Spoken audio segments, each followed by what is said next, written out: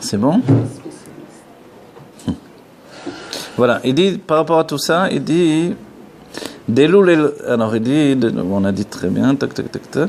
Ken ou adogma lemala, de mipne sheyesh prinat chokma ou bina, vechesed ou gvura be'aor, agam shezeo ba'elem ou bepshitut adain, zoti asiba sheba aor beprinat itlapshut, פנימי בהכלים, שנתפס בהכלים ונעשה כמהות הכלים בבחינת מציאות חסד וגבורה, חוכמה ובינה וחסד וגבורה.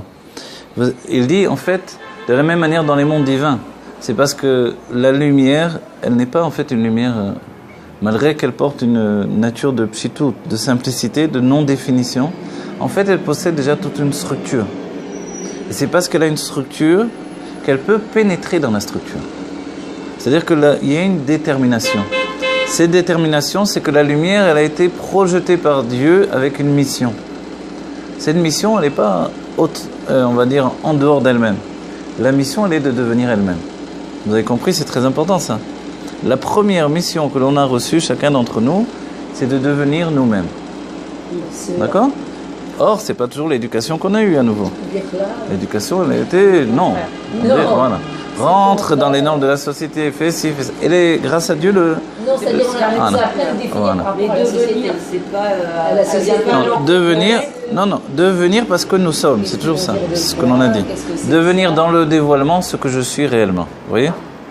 Mais ça met beaucoup de temps de devenir soi-même. Ça demande beaucoup de maturité, de remise en question. De remise en question, c'est-à-dire... De bitoul, c'est vrai, il faut annuler beaucoup de superficiel. Voilà, c'est ça. Oui ? C'est que j'ai tellement de superficiel qui fonctionne au quotidien que si je ne suis pas capable de le sortir et de me simplifier, forcément, à force de drainer tout ça, je n'arrive pas à avancer. Vous voyez ? La personne, elle est lourde. À un moment, elle dit stop, je sors tout ça et maintenant je vais comme je suis. Finalement, on se rend compte qu'on a tout en nous-mêmes. Et c'est la première mission que l'on reçoit puisque c'est la mission de l'âme qui doit comment on va dire, on va trouver le mot, s'épanouir dans le corps. L'âme, elle est là, elle n'est pas là pour être en galoute, comme on a pensé pendant des siècles. Elle est là pour s'épanouir dans le corps. Et aujourd'hui, le monde est en train d'en prendre conscience, mais c'est nouveau. C'est-à-dire, c'est qu'il y a 20 ans en arrière, ça n'existait pas déjà.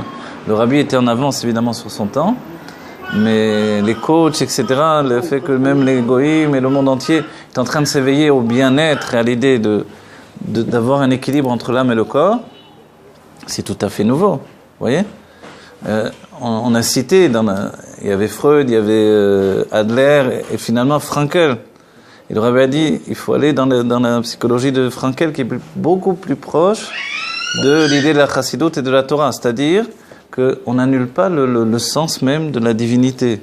De vivre avec Dieu, pour les goïms comme pour les juifs, c'est une chose importante pour l'équilibre d'un être. C'est-à-dire de savoir qu'il y a un créateur et que ce créateur est toute l'existence. Et que moi-même je suis ce créateur.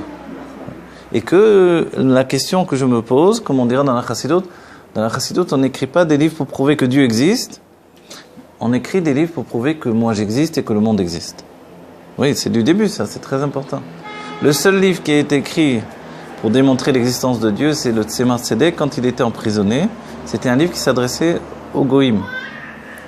Mais autrement, dans la chassidoute Rabbah, alors que dans le monde lituanien, il y a des tas de livres pour montrer l'existence de Dieu, la prouver. Chez nous, la démarche, elle est autre. Dieu, il existe, c'est évident, mais comment ça se fait que moi j'existe ? Que le monde existe ? A priori, non, ni j'existe, ni le monde existe. Et là, c'est tout le mystère de la conscience. Vous voyez ? Ce mystère de la conscience, c'est que l'identité divine doit s'épanouir dans l'identité naturelle et terrestre dans laquelle Dieu nous a projetés. C'est ça faire d'Ira Batartonim. On dit que l'homme dans sa maison se dévoile avec toute son essence, avec son plaisir. Dans la maison, la personne elle se détend. Elle prend un café, se détend, elle s'installe, etc. Elle prend un livre de Chassidut. Vous croyez que j'allais dire, regarde la télé, hein? Alors, finalement, ça c'est une nature de s'installer. C'est le dévoilement de l'essence. On doit arriver à dévoiler l'essence du côté de l'âme également dans le corps. Et pour entraîner le dévoilement de l'essence qui est dans le corps lui-même. Vous comprenez ? C'est pour ça que l'on a basculé de l'âme, du corps vers l'âme. On entraîne dans l'âme la notion de l'essence qu'elle n'avait pas d'elle-même. Puisque l'âme, depuis longtemps, s'est éloignée de l'essence, entre guillemets, vers les dévoilements divins, vers les mondes divins. Elle est passée d'avant le Tzimtzum, où ça s'appelle Teirou Ila, la pureté supérieure. Vous savez c'est quoi la pureté supérieure?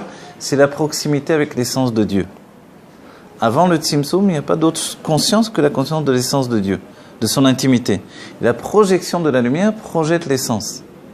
Tout à coup, Dieu décide de faire un Tzimtzum, un endroit vide de dévoilement divin, donc entre guillemets de la sensation de perception, la perception de l'essence, et la lumière va vers une définition de plus en plus séparée. Et les réceptacles vont affirmer cette séparation, ce qui va donner finalement la conscience, l'apparition de la conscience. Okay?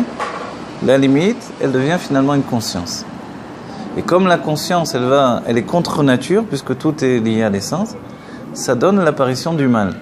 Le mal, c'est comme une sorte de... entre guillemets, c'est voulu par Dieu, mais c'est comme presque une erreur de parcours. Vous voyez ? Une erreur de parcours dans le sens où, quand les choses sont mal dirigées, elles deviennent négatives. Quand on vient dire, finalement, à quelqu'un qui pense qu'il est mauvais parce qu'il est né dans un monde de mal et de... Je dis, mais tu n'es pas mauvais, tu es quelqu'un de bien dans ton essence, comme tout être créé. Parce que même le lion, il n'est pas mauvais dans son essence, même s'il appartient au Shalosh Klipot Atmeot. Il a aussi un but dans cette existence, un but divin, il a une mission divine. Donc c'est pour ça que les hommes sont là pour se parfaire, pour atteindre une perfection humaine.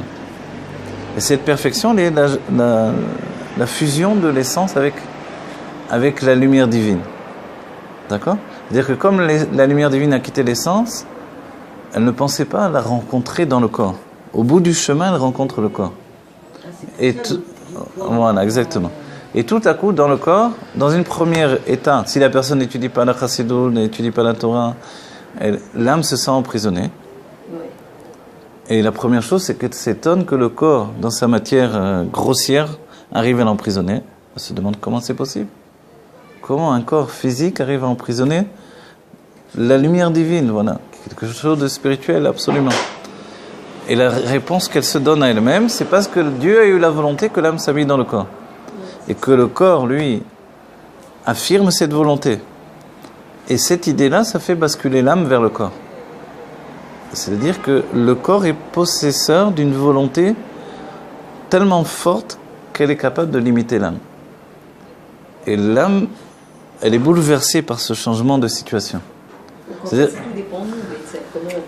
oui, et tout à coup, elle découvre que le corps a une puissance qui dépasse totalement son être. Et la preuve en est qu'il la dépasse totalement.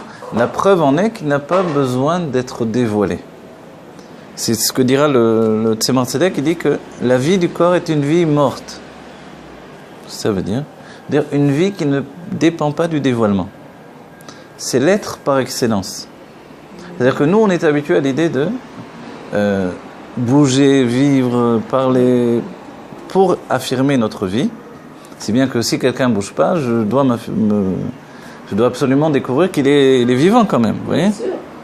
Mais l'idée de la vie absolue, du niveau de l'essence, elle est dans une autre conscience. C'est-à-dire que c'est un état de vie tellement puissant qu'il n'a pas besoin de se dévoiler. Mais comme nous, on est finalement habitués à cette vie dans le dévoilement, dans la Géoula, on va faire basculer l'essence vers le dévoilement. D'accord ? C'est le travail que l'on fait aujourd'hui. Vous avez compris, je recommence ? Notre travail aujourd'hui, et tout ça c'est important, on le répète parce qu'on est en train d'agir sur les choses en l'exprimant. On est en train de faire basculer l'essence vers le dévoilement. D'accord ? C'est-à-dire que notre corps, si j'enlève l'âme du corps, il ne bouge plus. Les gens traduisent, il est mort. Mais en fait, dit le Tzemar Tzedek, il était déjà mort avant. Pourquoi il n'était pas mort? Il bougeait, voilà, je bouge la main, etc. Non, c'est l'âme qui bouge la main. Mais l'âme, elle n'a pas de main. L'âme, elle bouge la main du corps. Comment ça se fait? Parce que l'âme, elle a besoin d'exprimer sa vie. L'âme, si elle est immobile, elle a l'impression qu'elle est morte. Et quand elle voit le corps immobile, elle pense qu'il est mort. Mais en fait, non. Le corps est dans un niveau de vie tellement immense qu'il n'a pas besoin de bouger pour affirmer sa vie. Vous comprenez ça? En fait, c'est un peu fou parce que moi, j'ai toujours été habitué à la vie par le mouvement. Si bien que l'âme grandit de niveau en niveau, alors qu'en réalité, elle a déjà tous les niveaux. C'est quoi, quand quelqu'un est mort, Quand quelqu'un est mort, il est vivant. Le corps, il est vivant. C'est le chidouche de notre génération d'accéder à cette compréhension. Il est vivant parce qu'il était déjà mort auparavant, en fait. Ouais. C'est ce que dit le Tzemar Tzedek. Ne croyez pas que c'est notre génération, c'est le Tzemar Tzedek qui dit ça. Ça permet de voir les choses de passer. Ah oui. C'est le troisième rabbi de Lubavitch, c'est-à-dire il y a 200 et quelques années. Donc en fait, il dit le corps, quand on a enlevé l'âme d'un corps, on a l'impression qu'il est mort. Mais s'il n'existait, il dit comme ça, s'il n'existait que par la présence de l'âme, il aurait dû disparaître avec l'âme. Bah oui, c'est vrai. Puisque l'âme, c'est... Ouais. Mais en fait, il est là. Comment ça se fait qu'il est là? C'est-à-dire qu'il a une réalité qui est autre que la réalité de l'âme dans ce cas-là. D'où vient cette réalité? Elle vient de l'essence de Dieu, en fait. Mais il dit, mais quelle est sa vie? Donc il est vivant indépendamment de l'âme. Il a une vie, mais ça s'appelle une vie morte. Oui? C'est ce que David Améler va affirmer. Et c'est pour ça qu'on dit que David était mort, il n'avait pas de vie. Que le Mashiach, il appelait un mort vivant. Vous savez? Comme le minéral. Exactement, c'est le domème. C'est pour ça que le corps est fait avec le domème, le minéral. Pas l'eau minérale, le minéral. Mais en vérité, après, il retourne au minéral. Oui, quand il retourne au minéral, en fait, il revient s'attacher à l'essence de nouveau. C'est ce qu'a voulu le Baal Shem Tov. Voilà. Et nous, notre travail, c'est de l'arracher de ce côté de vie morte pour le rentrer dans la vie vivante. Oui. Et ça, c'est le dévoilement de l'essence. Donc, dévoiler l'essence, si vous avez compris, dévoiler l'essence, c'est faire basculer le corps vers le dévoilement qu'il a intégré dans le dévoilement de l'âme. C'est-à-dire que c'est difficile pour le corps, parce qu'il est tellement supérieur à l'âme qu'il n'a pas envie de basculer vers le dévoilement. Imaginez, vous avez un roi qui est tellement puissant qu'il n'a pas besoin de bouger un petit doigt. Tout se fait. Si un jour il voit qu'il est obligé de lever sa main parce qu'il y a une guerre qui se prépare, c'est fatigant pour lui. Bon, je vais bouger un doigt, c'est une main. Ouais. Ouais. Voilà, donc le corps, il est dans sa vie. Et vous savez ce qu'il est dit, moi j'ai entendu de Rav Ginsburg, ça, le fait que le minéral, c'est d'après la science, le fait que le mouvement du minéral est tellement rapide que l'œil est incapable de le voir. Oui. Vous voyez? Alors que tout, dans les plantes, on voit les plantes qui poussent, on peut voir une plante qui bouge d'après le soleil, voilà, le soméa. Donc mais dans le minéral, on a l'impression que c'est une vie morte. Mais en fait, non, c'est une telle rapidité que l'œil ne peut pas le percevoir. C'est pour ça que c'est marqué que la pierre va crier dès qu'on verra Mashiach. Oui, exactement. Voilà, le minéral va crier. Ouais. La pierre va crier. Quelqu'un qui était réincarné en minéral, c'était un enfermement. Alors oui, effectivement, c'est le domème, mais c'est l'enfermement dans le niveau supérieur des choses, en fait. C'est-à-dire que la plupart des temps, c'est par rapport à la parole. Vous savez qu'on dit que le monde a été créé par la parole de Dieu. Dans l'Anmour Saï, dans le premier Mahamar qui rapporte dans Torah Traim, là-bas, il donne à comprendre que finalement il y a deux créations. La création de la lumière, du côté de la lumière divine, et la création du monde naturel. Et il dit en fait ces deux créations comme indépendantes. Et la création du monde naturel finalement qui vient de la parole de Dieu et non pas de la lumière de Dieu qui s'investit, il dit cette création en réalité elle a une source beaucoup plus élevée. Oui, elle a une source beaucoup plus élevée dans les mondes divins, dans la source, c'est-à-dire avant le Tzimtzum, dans la Sarasfiot Agnosot, si bien que, en réalité, elle est tellement puissante qu'elle est totalement autre chose. C'est-à-dire que si aujourd'hui, quelquefois, vous avez l'impression que dans la science, il y a des choses incroyables, etc., parce qu'elles viennent du monde naturel, c'est parce que l'essence est en train de se livrer de plus en plus. Vous voyez ? Et que l'attachement de ce niveau de création à l'essence de Dieu est tellement puissant qu'en fait, c'est comme deux créations indépendantes. La création du monde de la lumière, qui vient du Kav Ein Sof, et la création qui, elle, vient d'une autre définition. Vous voyez ? C'est deux créations, c'est comme deux créations finalement. C'est-à-dire deux modes de création, plus précisément. Vous voyez ? Je vous le ramènerai, Blineder, on étudiera une fois. Et ce qui nous étonne quand on lit ça, il nous dit, Shlomo Améler connaissait l'autre tsinor de la création de l'autre côté. L'autre conduit de vitalité de l'autre côté. C'est pour ça qu'il connaissait toutes choses dans le monde naturel également. Il pouvait parler aux animaux, il savait tout exactement. Il savait tout où on plantait des arbres à Jérusalem. Il savait exactement tous les arbres fruitiers du monde entier, des îles lointaines, etc. Il pouvait les planter à Jérusalem. Parce qu'il connaissait les racines depuis Jérusalem qui donnaient en fait la vitalité du monde naturel dans le monde entier. Vous voyez ? Et en fait, c'est-à-dire, c'est pas seulement une connaissance de la Torah et de tous les secrets de la Torah et des dévoilements divins et des mondes divins, c'est une intégration du tout. Et c'est pour ça qu'on dit, quand Maseret Megillah, elle cite les rois qui ont gouverné le monde entier, les sages nous disent, mais pourquoi on ne cite pas Shlomo Amelech, hein? Il ne s'est pas déplacé dans le monde entier pour aller faire la conquête du monde, mais le monde est venu à lui. Tous les rois venaient vers lui. Et la Gemara dit non, c'est pas pareil, parce que Shlomo, il n'avait pas juste une emprise sur le monde terrestre, il avait une emprise sur les mondes divins également. Donc en fait, c'est une notion de roi absolu, comme le Melech HaMashiach. C'est pour ça que le Mashiach doit venir de David en passant par Shlomo. Il faut les deux notions. La guerre avec le monde, David, et la paix par le règne de l'intellect. Vous voyez ? De la compréhension absolue. Et les Goïms en avaient conscience, donc ils venaient voir Shlomo pour tout. Ils avaient compris que cet homme-là, c'est au-delà de tout ce qu'on a pu imaginer. Il avait un règne absolu de tout. C'est-à-dire, il commandait aux anges, aux démons, et il était capable également de savoir les moindres choses vivantes et de connaître le langage des animaux, des pierres, des arbres, de tout passait à travers lui.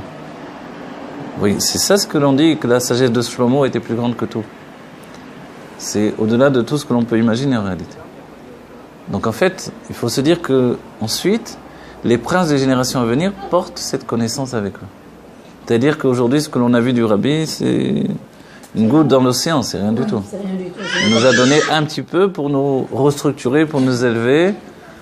Mais ce que l'on va découvrir dans la Géoula, c'est au-delà de tout. D'accord ? Et la découverte, la rencontre entre... Et c'est pour ça qu'on dit qu'on était proche de la Géoula, à un niveau où c'était vraiment la Géoula dans l'exil, à l'époque de Shlomo. C'est la rencontre entre le monde naturel et le monde de la lumière divine. C'est ça ce qui est dans l'état de Géoula. Mais avec le point de dévoilement de l'essence, ça passe à un niveau sans précédent. Vous savez ce que ça veut dire ? Ça veut dire qu'une fois que l'essence est dévoilée, on ne revient plus en arrière. Elle continue. Voilà. Après, on continue, puisqu'on parle de dévoilement. Si on ne parlait pas de dévoilement, on serait tous comme la pierre. Donc tout devient immobile. C'est un dévoilement inerte. Mais par le dévoilement de l'âme animale, on comprend qu'il y a une nécessité de vie dans le corps également. Vous voyez, si l'âme animale se débat, qu'elle veut vivre une vie passionnée, et notre intérêt c'est de lui dire, cette vie de passion, tu peux la trouver dans Torah et Mitzvot. Quand elle regarde, elle n'a pas l'impression, s'il regarde en passant dans la Beth Knesset, ça ne l'attire pas trop. Mais quand elle rentre dans la Chassidoute et commence à découvrir ce monde-là, et que même son âme intellectuelle est passionnée par l'étude, elle se dit, ah, je ne savais pas qu'on pouvait étudier tout ça, qu'on pouvait rencontrer un monde aussi profond, aussi merveilleux. Alors oui, je vais m'investir, ça m'intéresse. Vous voyez ? Du moment qu'il y a la passion de l'âme, c'est-à-dire la même passion qu'elle avait en regardant un film, elle la retrouve de manière illimitée, parce que si je vois un film, je le vois, il reste un moment dans ma tête, je peux me le reprojeter un petit peu, et après je m'en détache. C'est normal. Après j'attends le prochain film.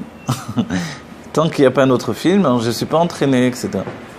Dans la chassidoute, la chose devient moi-même. Elle devient moi parce qu'elle trouve un écho intérieur de manière profonde. C'est-à-dire que mon âme, elle est déjà tous ces dévoilements que j'intègre, mais grâce à ces dévoilements, elle se structure de plus en plus par rapport à mon corps. C'est-à-dire qu'elle-même, elle intègre le divin dans la conscience du corps. C'est-à-dire que les kélim se raffinent à des niveaux sans précédent. Et c'est uniquement dans notre génération. Mais faire une demeure ici-bas, c'est ça ? Voilà. On est vraiment à la finalité des choses, on termine tout. Et c'est pour ça qu'il y a une nécessité d'être heureux dans le service de Dieu. Et pour être heureux, alors c'est pour ça qu'on essaie de tout donner, d'aller chercher les moindres détails de notre bonheur qui pourraient être en fait perdus en chemin. Et pour ça, il faut définir vraiment l'intérêt que l'on a à étudier. Et l'intérêt, en fait, il est vraiment une résurrection. Ça a commencé par l'Admor HaZaken, ça se réveille à nouveau avec notre Rabbi aujourd'hui. Vous voyez ? C'est vraiment un canal de joie. C'est un canal de joie, ouais. Ah, Je pense que c'est le canal de joie. ah oui, oui, la Exact. façon. Parce que c'est une joie qui est indépendante d'absolument Voilà. tout, elle dépend de rien. Voilà. Et elle nous procure ce C'est une plaisir connexion, intérieur qui peut être. Une connexion avec Voilà. nous-mêmes. Exactement. Elle nous donne une plénitude que l'on ne peut pas trouver Ah ailleurs. non, non, non, absolument pas. Ça devient même un honnête d'étudier. C'est plus bon, c'est échaud d'étudier. C'est quoi le nez? Un plaisir. C'est un délice, je dirais, j'aime pas le Voilà, un plaisir. Bravo. Un délice, d'accord.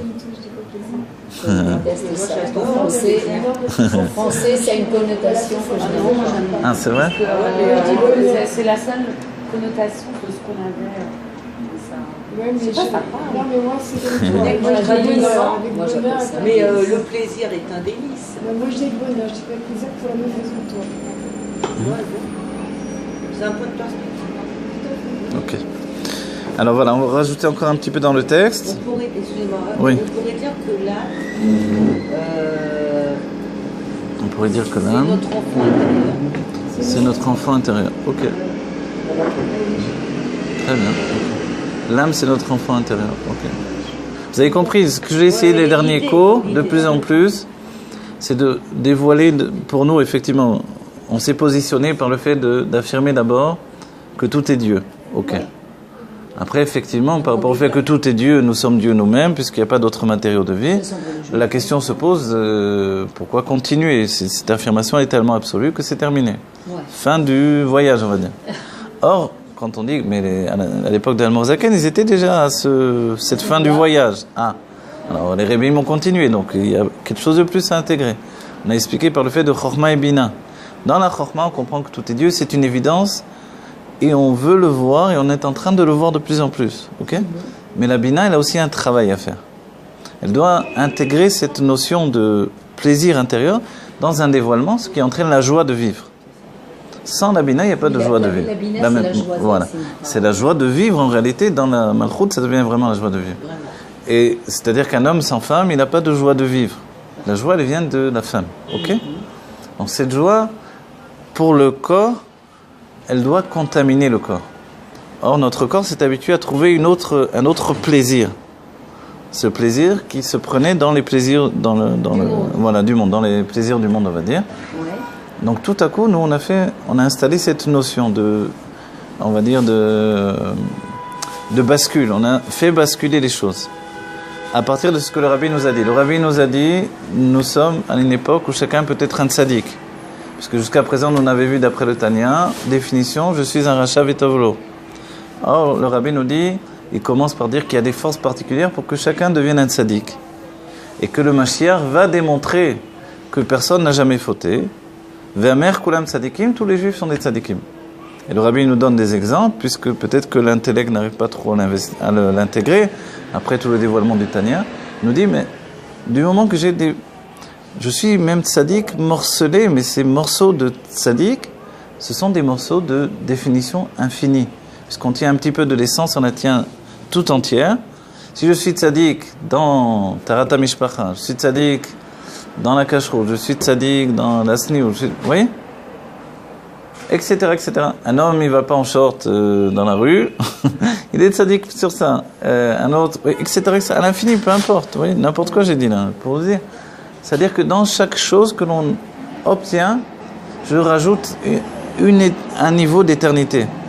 Et le rabbi dit, le bien, il se place devant Dieu et il est éternel. Le mal, il n'arrive pas à s'élever dans les mondes divins et Dieu ne le voit pas. C'est pour ça, devant le rabbi ne voit pas le mal qui est en nous. Il ne voit que le bien, il met en avant ce bien. Il nous encourage. Le rabbi dit, dans notre génération, il faut encourager le bien. Et c'est l'idée de la Chassidut Chabad. On parle d'une mal comme une conception, une base. Allez, tu as compris qu'il y avait une base où ça n'allait pas trop bien, on avance. D'accord? C'est pas parce que l'âme animale est là, le yesod de Hafar, l'élément de poussière qui l'entraîne vers le fainéantisme et l'inaction, etc., la lourdeur, hein, que l'on va rester comme ça. On doit dévoiler toute la force de shiflout qui est dans ce même yesod, dans ce même élément. Et ensuite, le rabbi nous dit, mais tu sais quoi, le shiflout, le fait d'être humble devant tous les hommes, c'est plus trop notre génération. Viens, on va passer au niveau supérieur. On monte dans la chokhma, on est dans le bitoul et non plus dans le shiflout. Donc je peux plus dire faire le mesken comme ça, oui. Non. C'est fini. Non. Ah, alors quoi? Alors je dois être fier. Je suis tout en haut dans la chorma, relève ta tête. Oui. Le rabbi, vous savez, il y a une histoire où pas toujours facile parce qu'en même temps on a un truc devant tous les juifs, on doit être un côté de Venafshi kafar la kol tiyeh. On doit toujours être comme de la poussière devant chacun. Donc ça c'est bon pour ne pas avoir un orgueil démesuré ou pas d'orgueil du tout. Mais en même temps il faut être fier. Le rabbi raconte, il y a une histoire où il y avait un chassid qui a vu le rabbi qui a fait comme ça coucou à un goy, un gardien là-bas. Et le chassid, et quand le rabbi a vu le chassid, il lui a fait comme ça avec la tête. Le chassid, ça l'a troublé. Il a dit, le rabbi pour moi, il fait juste ça. Et pour le goy, Anna, comme on voit le rabbi fait avec la main comme ça. Il a dit quand même, ça m'a l'air beaucoup plus ça que juste un hochement de tête, quoi. Il a été en parler au rabbi. Et le rabbi lui a dit, j'ai fixé depuis toujours que jamais je baisserai ma tête devant un goy. C'est pour ça que je ne l'ai pas fait comme ça avec la terre. Et c'est pour ça que je l'ai fait avec la main. Ah, c'est beau, c'est trop mignon. Et en fait, c'est ce côté de fierté du juif, parce que c'est un être divin, c'est un prince de Dieu. Voilà. Roi, voilà, et un roi qui est pshuto.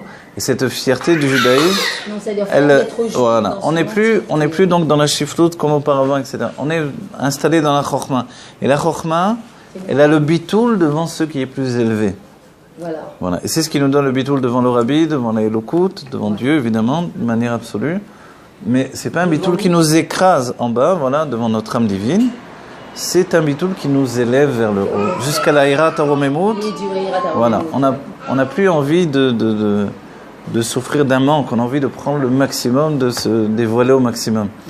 Et d'avoir ce bien-être absolu de la fusion vraiment de la crainte et de l'amour. On a dit, c'est un plaisir absolu. Voilà. C'est pour ça qu'on n'a plus besoin de l'extériorité. Exactement, c'est comme on l'a dit. Dépendant de rien, ni personne. Voilà, c'est ce que l'on veut établir, c'est très très important. Et c'est le commencement de notre être, il est commencé comme ça, et finalement on le reconstruit. Voilà. On s'aime et on atteint un niveau de plaisir indépendant des plaisirs du monde, ce qui fait que l'on devient un être de Géoula à chaque instant. Voilà. Que Dieu nous donne la Géoula, que ce soit un déclenchement pour tous les êtres de l'humanité, de la terre et tout le domaine, Soma Echaim Medamer, avec le Rabbi Melach Mashiach, Ichia Melach Mashiach. Voilà. Yosef Ben Simcha. Les Simcha qui reviennent immédiatement dans la Géoula Mitzvah Shlema. Tous ceux qui sont partis, ce n'est juste ils sont partis en voyage, ils vont revenir très très vite. Ils ont été voir dans le monde des âmes, ils vont vite découvrir qu'il y a une nécessité de revenir au corps. Seulement avec le corps, on a le dévoilement de l'essence, c'est-à-dire